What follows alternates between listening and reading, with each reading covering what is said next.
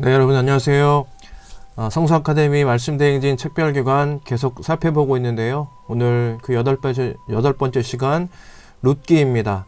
저희가 율법서, 그러니까 창세기, 출애굽기, 레위기, 민수기, 신명기, 이렇게 모세오경이라고도 불리우는 율법서를 지나 역사서를 함께 보고 있습니다. 여호수아서, 사라기를 지난 시간까지 보았고, 오늘은 룻기입니다. 룻기는 4장밖에 안 되는 얇은 장이지만 하나님의 감추어진 사랑에 대해서 우리에게 말해주는 놀라운 책입니다.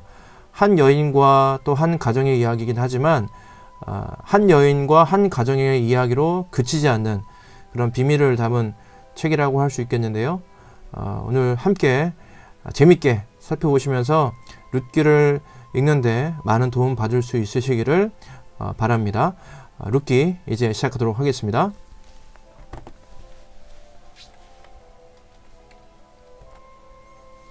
네, 오늘은 말씀드린 대로 룻기를 살펴보도록 하겠습니다.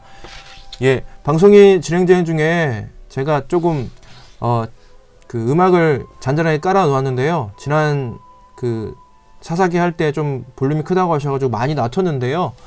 혹시 들으시다가 댓글로 좀 남겨주시면 아예 그 볼륨을 더 줄이든지 아니면 아예 그 틀지 않든지 그렇게 해보도록 하겠습니다. 강의 중간에는 제가 업로드를 해드리는 거를 바꿀 수는 없어서 댓글로 말씀해 주시면 제가 조치를 좀 취해 보도록 하겠습니다. 룻기 본격적으로 들어가도록 하겠습니다. 여러분, 룻기는 어떤 책인가요? 많이 읽으셨죠? 어떤 책인지 좀 그 감은 잡고 계실 것이라 생각이 되는데요. 룻기는요, 사사 시대를 배경으로 하고 있습니다. 사사 시대 중 어느 한때, 정확한 시기는 드러나 있지 않습니다. 어느 한때 유다 베들레헴 가정의 며느리가 되어 예수님의 계보를 잇게 된 이방 여인 룻의 사랑과 헌신을 기록한 책입니다.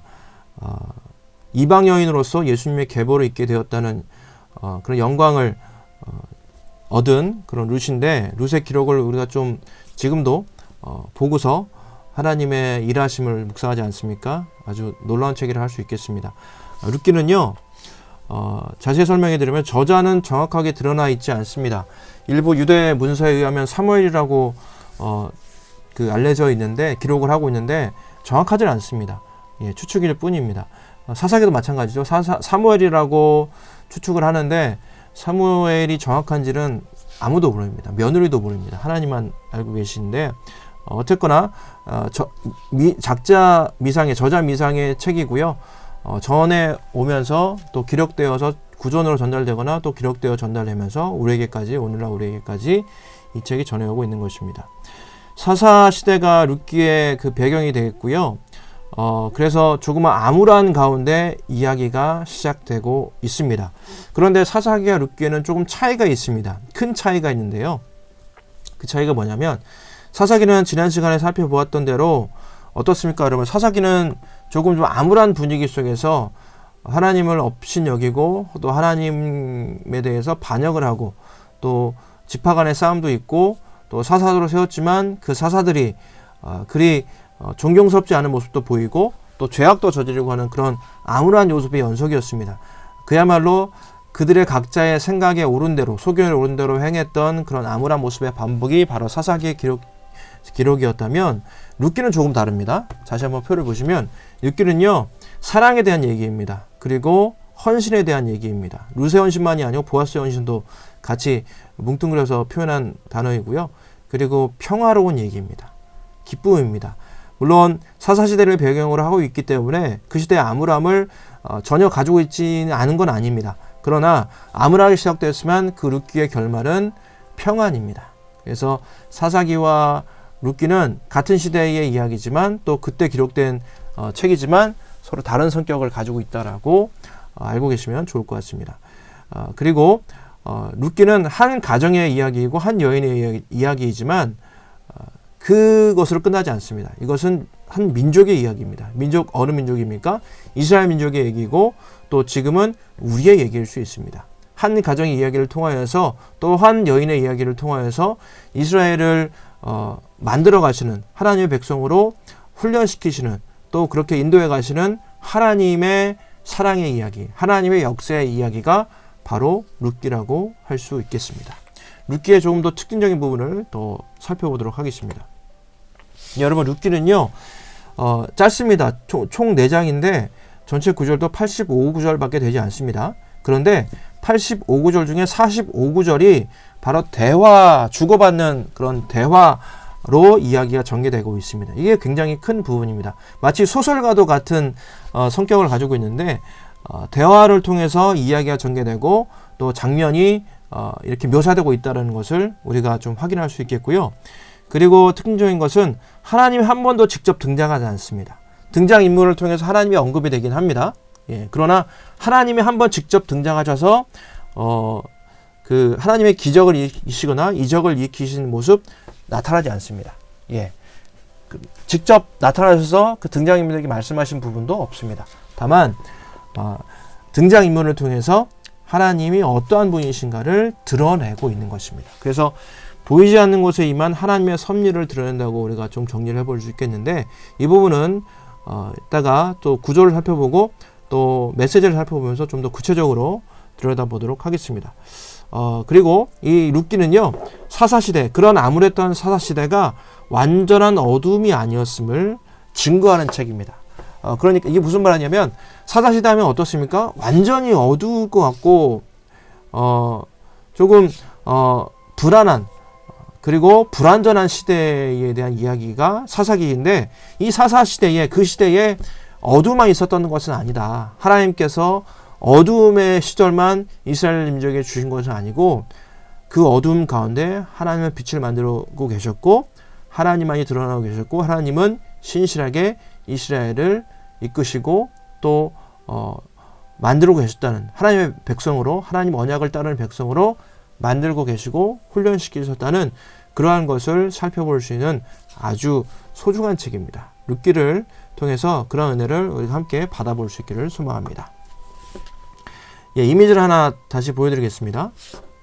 지난 시간에 그 사사시대를 생각하면서 좀 마음에 좀 담을 수 있는 이미지라고 제가 말씀드렸는데, 사사시대가 이랬다면 오늘 룻기의 그 이미지는 좀 이럴 것 같습니다. 어려움의 시대를 살아가지만 눈물 날 정도로 신실하신 하나님의 사랑이, 하나님이 이렇게 우리를 이끌어 오셨구나, 하나님 우리를 정말로 사랑하셨구나 라는 것을 느낄 수 있는 그런 이미지 아닐까 생각을 해서 좀 찾아보고 이렇게 함께 나누고 싶습니다. 룻기의 배경이 이렇다는 얘기입니다. 실은 암울한 시대에 빛을 드러내시고 여전히 보이지 않는 가운데 일하시는 하나님이 드러나신 책이 바로 룻기라고 할 수가 있겠습니다. 자, 룻기의 구조에 대해서 살펴보도록 하겠습니다. 룻기는 4장밖에 되지 않아서요, 구조가 굉장히 간단합니다. 구조라고도 말씀드릴 수 있을까 모르겠는데 4장으로서 굉장히 간단한 서사 구조를 가지고 있습니다. 자, 함께 보겠습니다. 자, 1장에서 룻과 나오미에 대한 얘기가 나옵니다. 예, 먼저 나오미의 가정 얘기가 나오죠. 그 다음에 룻과 그 다음에 이제 베들레헴으로 돌아오는 그런 장면이 이어지고 있고요, 묘사되고 있고요. 그리고 2장에서는 그렇게 돌아온 베들레헴에서 룻과 보아스가 이삭 줍기 하면서 또 만난 이야기들이 기록되어 있습니다. 그리고 3장은 그렇게 만난 가운데 귀한 결단, 쉽지 않은 결단을 하게 됩니다. 그로 인하여서 룻과 결혼하게 되고 또 나아가서는 하나님의 역사의 계보를, 예수 그리스도의 계보를 잇게 되는 놀라운 일들을 하고 있다라는 것 우리가 확인할 수가 있겠습니다. 그럼 각 장별로 또 주요 사건들을 잠깐 간략하게 살펴보면서 이 서사 구조가 어떻게 진행되는지 확인해 보도록 하겠습니다. 자, 1장입니다. 1장은 룻과 나오미가 주로 나오죠. 다른 등장인물도 있습니다만 주로 룻과 나오미가 주인공처럼 등장하고 있습니다. 네, 오른쪽 위에가 1장을 좀 표현할 수 있는 그림 중에 하나가 아닐까 생각이 됩니다. 1장에서 사사가 시대하던 때라고 1장 1절에 나타나고 있는데, 사사시대를 배경으로 이 이야기가 진행되는 것을 알려주고 있고, 유다 베들레헴이 나오미 가정의 고향이었습니다. 그때 기근이 들어서 모압 땅으로 이주하게 되면, 이방 땅이죠. 이방 땅에 건너가기까지 힘든 상황이 있었다는 것을 우리가 좀 추측해 볼 수 있겠고요. 아무튼 이방 땅인 모압으로 이주하게 됩니다. 나오미의 가족이 나오죠. 나오미의 남편 이름이 엘리멜렉이고 두 아들 말론과 기론입니다. 근데 이들이 모두 죽게 되죠. 그래서 모압 이주한 이후에 10년 동안의 시간 동안 모든 남자가 죽게 됩니다. 그래서 모압 땅에서 얻은 이방 출신의 며느리들, 그들이 누구입니까? 오르바와 룻입니다.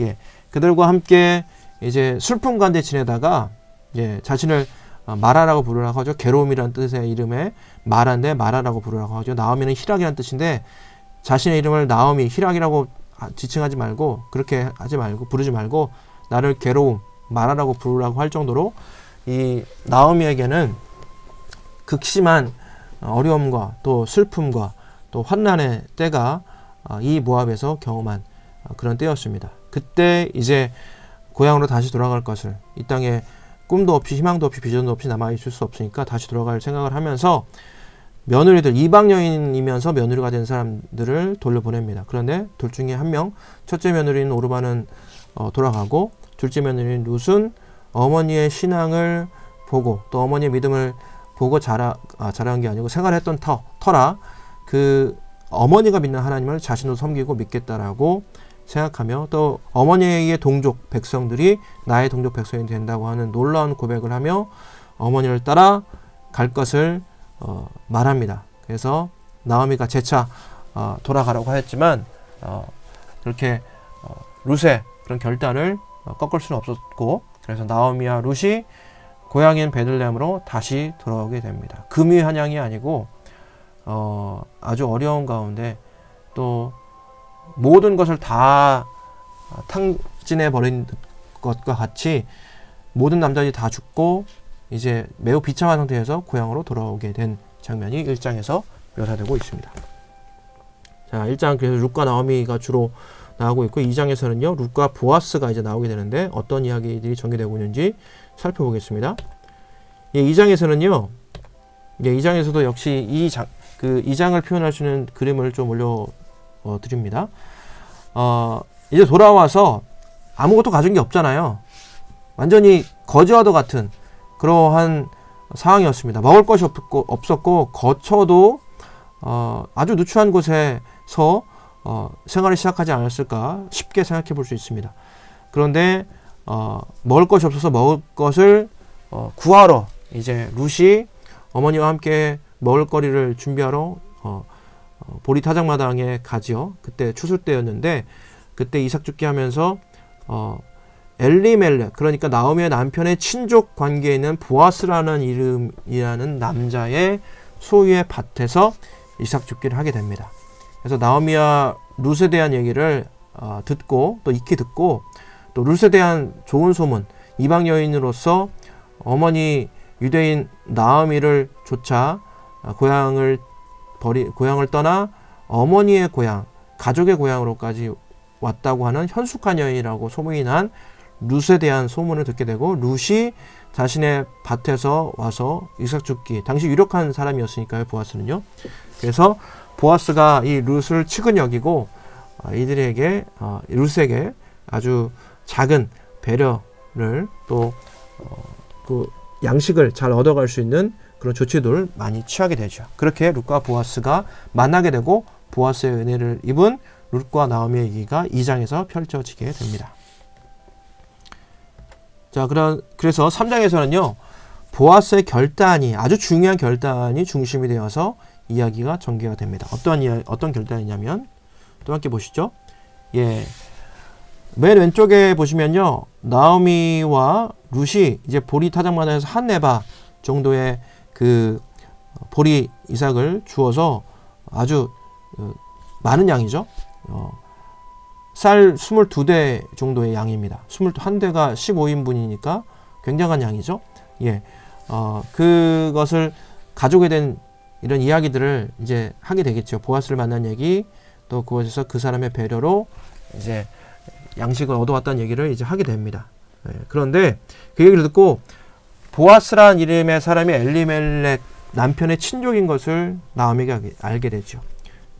그래서 당시 이 유대인들에게 당시 중근동 지방에 고엘 제도라고 하는 그런 풍습이 있었습니다.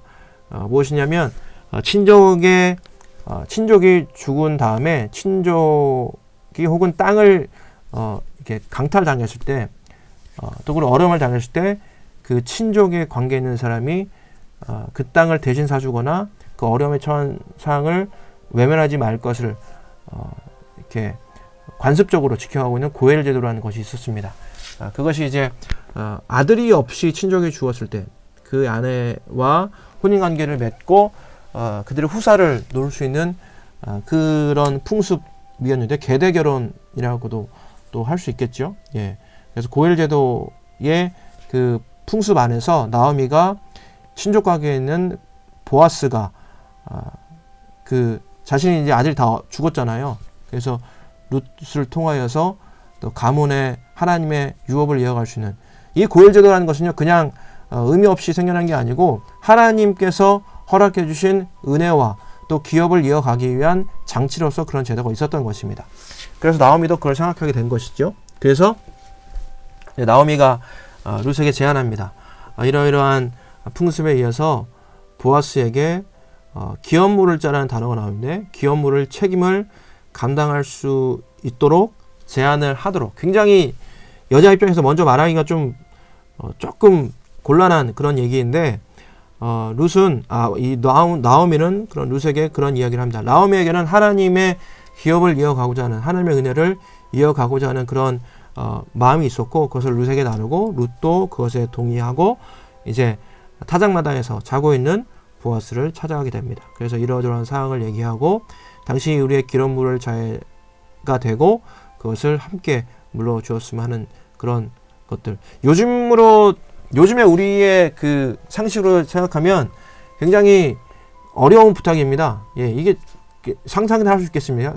할 수 있겠습니까? 그래도 다만 그때 당시에 어떤 풍습과 또 그때 당시 하나님의 유업을 이어가고자 하는 어떤 유대 백성들의 어떤 열망의 전제하에 생각해 보면 좀 이해할 수 있는 부분이라고 할 수 있겠습니다. 어쨌거나 이 3장에서는 그렇게 룻이 어머니 나오미와 얘기하고 룻이 보아스를 찾아가서 보아스가 잠들고 있는 타작마당에 찾아가서 저러한 제안을 하게 되고 그 기업물을 책임을 감당하겠다는 결단을 보아스가 하게 됩니다.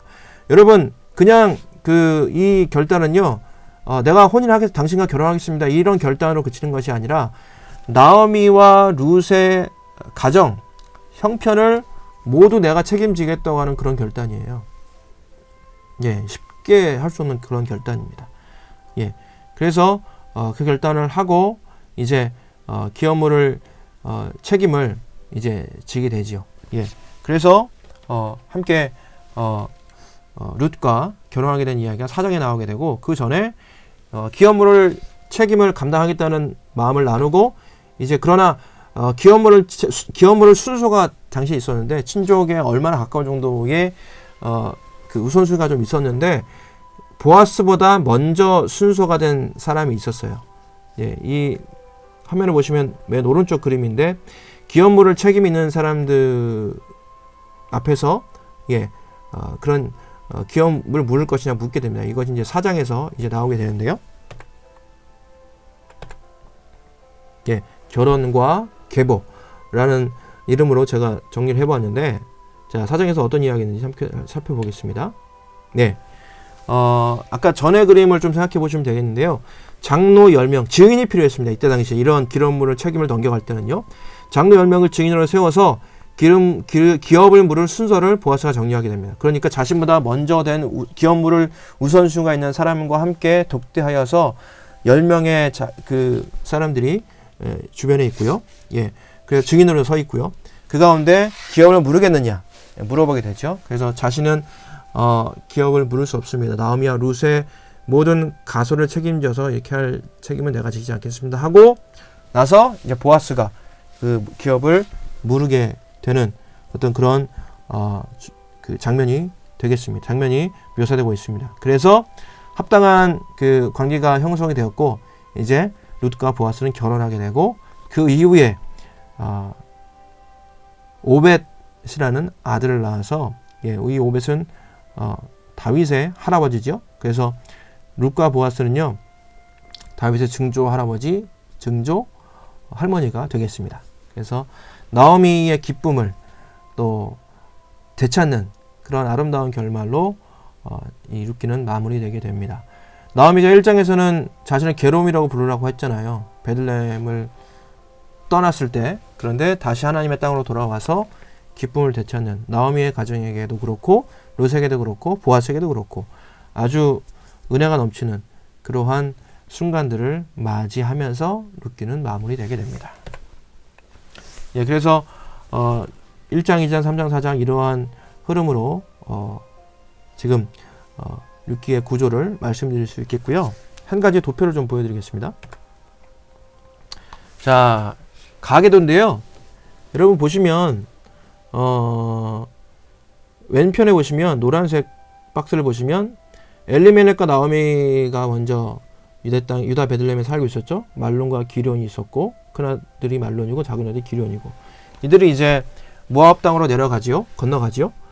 그래서 그곳에서 맞이한 오르바와 룻이 있고요. 오늘 룻기의 주인공 룻이고 모압 땅에서 맞이한 며느리인데 이들을 보내고 이제 돌아와서 보아스가 결혼하게 됩니다. 그래서 오벳, 이세, 다윗 이런 계보를 있게 되는데 이 계보는 다른 계보가 아니고 오른편에 보시면 유다, 야곱의 아들 중에 유다와 다말 사이에 베레스가 나오고 헤스론, 람, 암미나답, 나손, 살몬과 라합 사이에 보아스가 나오게 돼요. 그 다음에 이 보아스가 룻과 결혼해서 오벳, 이세, 다윗 이렇게 예수님의 계보. 이 밑에는 나오지 않지만 계보가 쭉 이어지게 되면 다윗의 계보 안에서 예수 그리스도가 탄생하게 되죠. 그래서 이방 여인으로서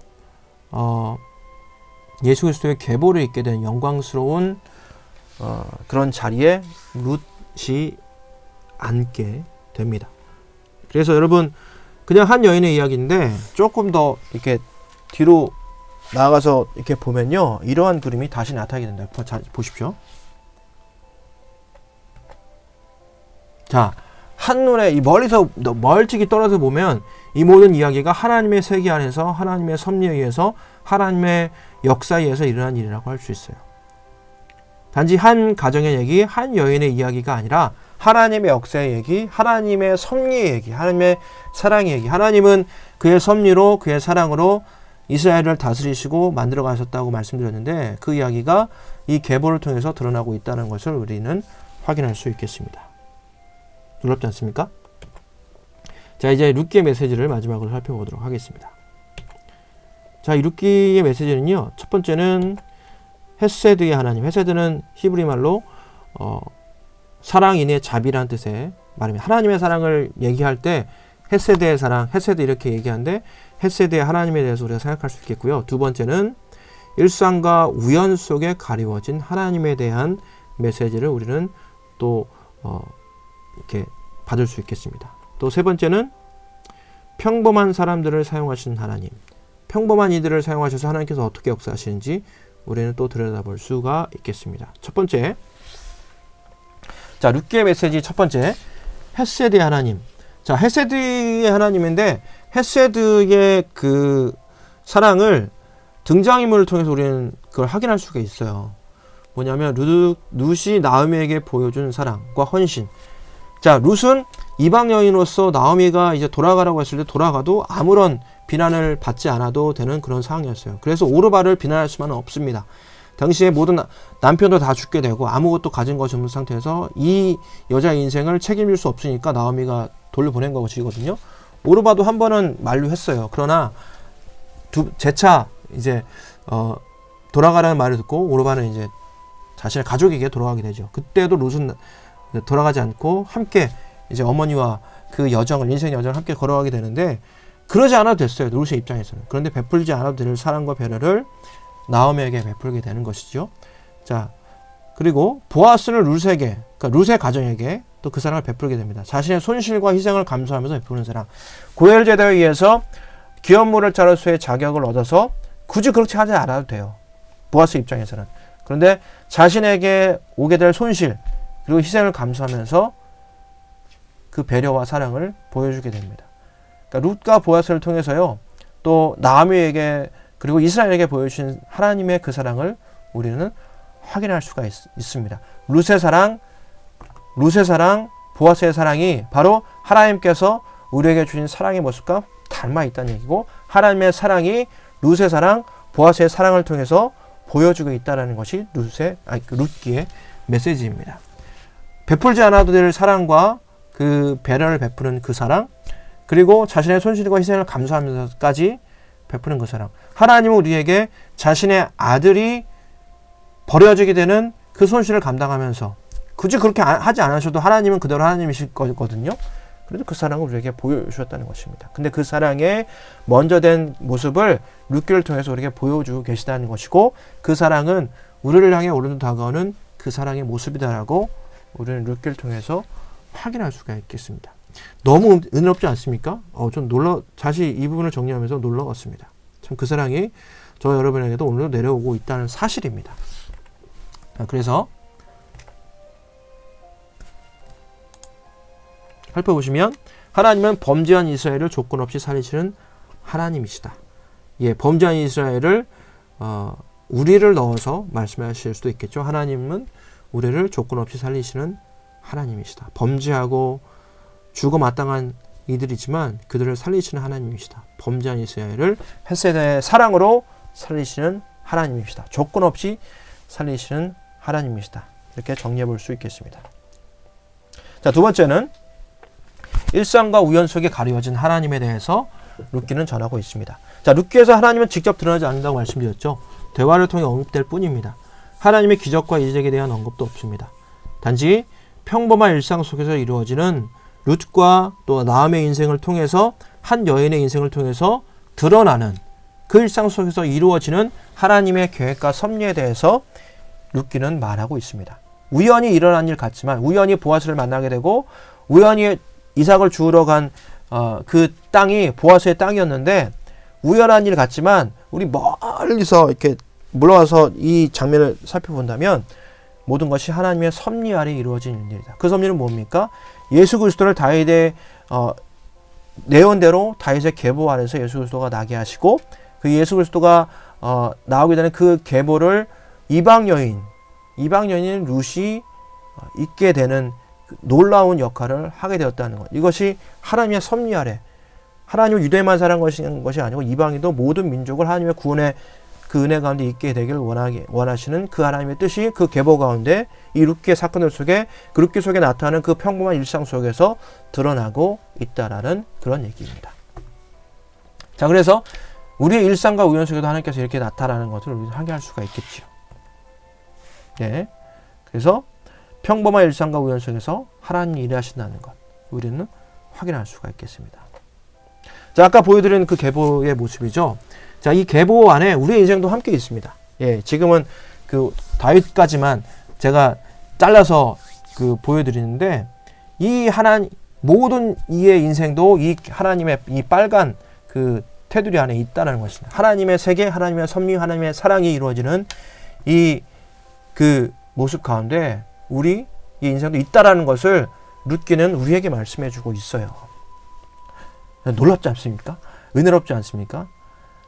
룻기를 여러 번 반복해서 이것을 이 관점에서 바라본다면 룻기의 얘기가 한 여인의 얘기, 한 가족의 이야기로 그치지 않는다는 것을 우리는 확인할 수가 있는 것입니다.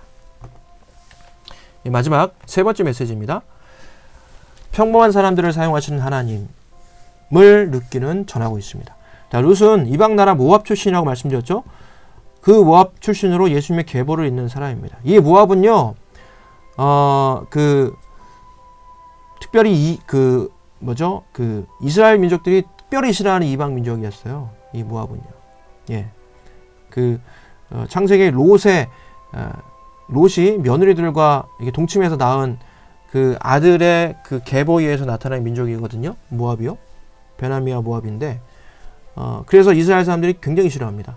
굉장히 멸시했던 그런 민족이었어요. 그 나라 출신의 룻이 예수 그리스도의 하나님의 은혜를 입고 예수 그리스도의 계보를 잇는다는 놀라운 사실입니다. 아주 평범한 사람이었고, 하나님이 이끄시는 그 인간의 계보에 감히 들어오리라 상상도 못했던 그런 인물이 들어왔다는 것입니다. 그래서 예수님의 계보에 기록된 여인들을 마태복음 1장에 살펴보면요. 다말과 라합, 룻, 바세바, 마리아 이 세 사람이 있습니다. 다 보시면 여러분 이방 여인이 많아요. 다말, 라합, 룻, 예, 이방 여인입니다. 예, 그리고 라합은 기생이었고요. 룻은 이방 여인이었습니다. 예, 그리고 다말은 시아버지와 예, 동침해서 아들을 낳았습니다. 바세바는 뭡니까? 우리아의 아내죠. 다윗과 동침해서 자녀를 낳았죠. 가늠한 여인이죠. 마리아는 당시의 율법으로서는 처녀였는데 처녀가 잉태를 하게 된 거죠. 물론 성령으로 잉태된 것이지만 당시의 관습에 의해서는 당시의 어떤 상식 안에서는 감히 계보에 오를 수 없을 거라 생각했던 그런 여인들이에요. 하나님 그런데 이들을 사용해서 하나님의 역사를 예수 그리스도의 계보를 이어왔다는 것이 우리 앞에 있는 거예요. 우리가 마주하는 사실인 것입니다. 그래서 이렇게 생각해 볼 수 있죠. 하나님께서는 구원할 수 없는 사람이 없으며 하나님의 은혜 밖에 입사할 사람 한 명도 없다. 예, 다시 한번 하나님께서 구원할 수 없는 사람은 없고 하나님의 은혜 밖에 있어야 할 사람은 없다라는 것. 하나님의 그 은혜대로 지금 우리 인간들의 인생을 이 역사를 만들어 가시고 이끄신다는 얘기입니다. 자, 그래서 룻기에서 세 번째는요. 평범한 사람을 통해 하나님의 놀라운 일들을 이루어 가신다는 것이 이 룻기의 메시지가 되겠습니다. 예. 놀랍지 않습니까? 예. 여러분 다시 한번 살펴보시면 자, 하나님은 헤세드의 하나님이시고 일상과 우연 속에 가려진 하나님이시고 평범한 사람들을 사용하시는 하나님이시다라는 것 기억하시기 바랍니다. 이것을 룻기에서 우리에게 전해주고 있습니다. 하나님의 놀라운 역사가 계속해서 이루어져 가고 있다는 사실을 이 룻기는 우리에게 전하고 있는 것입니다. 예. 자, 그렇다면 네모를 살펴보겠습니다. 자, 이 밑에 보는 이미지는 룻은 아닌데 룻의 모습을 잘 표현한 그런 이미지여서 제가 이렇게 밑에 좀 보여드리고 있는데요. 룻기는 그래서 무슨 이야기입니까? 헤세드, 힌트는 헤세드입니다. 헤세드, 사랑, 인애, 자비라고 말씀드렸죠. 룻기는요, 룻기가 나오미에게 보여준 사랑, 보아스가 룻에게 보여준 사랑, 더 넓게 본다면 하나님이 룻과 보아스와 나오미를 사랑한 얘기, 또 하나님이 우리를 사랑하신 얘기, 그 얘기를 룻기는 담고 있습니다. 그래서 룻기는요, 사랑이다 라고 말씀드리고 싶습니다. 예, 이제 거의 다 왔습니다. 자, 지금까지 다시 한번 기억을 떠올려 보시죠. 예, 창세기는 시작이고 출애굽기는 뭐죠? 구원이고 레위기는 거룩한 삶이고 주제가 그러한 일이죠. 민수기는 희망이고 신명기는 갱신이고 여호수아는 정착이고 제가 미리 말씀드렸네요. 죄송합니다. 예, 사사기는 혼돈 속 희망이고 룻기는 사랑이다. 예, 여러분 룻기는 사랑입니다. 한 여인, 한 가족의 얘기가 아니고 하나님의 사랑 이야기. 하나님이 우리를 사랑하신 그 이야기의 그 주제를 담은 그런 룻기라고 할 수 있겠습니다. 자, 오늘 여기까지입니다. 역사서 재밌죠? 예. 이야기 순서대로 또 우리가 많이 들었던 이야기들을 좀 이렇게 정리해보면서 보고 있는데 저도 준비하면서 다시 보게 되고 다시 하나님의 은혜를 또 생각하게 됩니다. 이 은혜 가운데 계속해서 이제 사무엘 또 열왕들의 이야기 이어지는데 그 이야기 계속해서 같이 가실 수 있기를 축복합니다. 오늘 함께 해주셔서 감사드리고요. 다음 시간에 우리 사무엘 상하로 찾아오도록 하겠습니다. 여러분 감사합니다. 다음 시간에 뵙도록 하겠습니다. 네, 사랑합니다.